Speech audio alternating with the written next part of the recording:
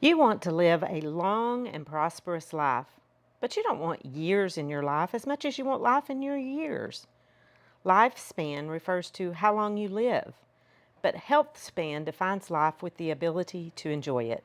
But there's something else to consider too: wealth span. Let's face it, if you outlive your money, that creates problems for everyone. Healthy isn't just what you do, it's who you become.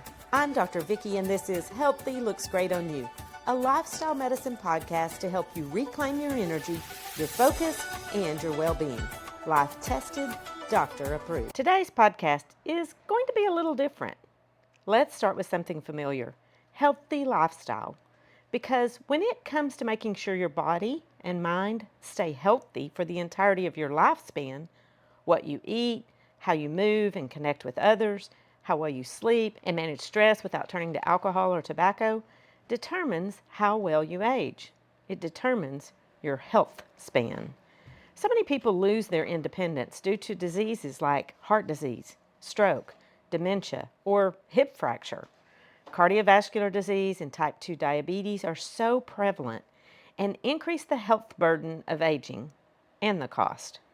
And it's true, an ounce of prevention is worth a pound of cure. But one thing we don't often talk about is money. Like it or not, it takes money to live. And if you're sick, life might get a whole lot more expensive. So today, we're going to talk about wealth span. Now look, I didn't learn a thing about this in medical school, and I am certainly not the expert on making your resources outlive your needs. But I know a guy. So I asked a financial advisor a few important questions. What would you tell someone in their 30s and 40s? And what would you say to someone approaching retirement who's wondering if they've saved enough? And finally, how do you counsel people who are in crisis?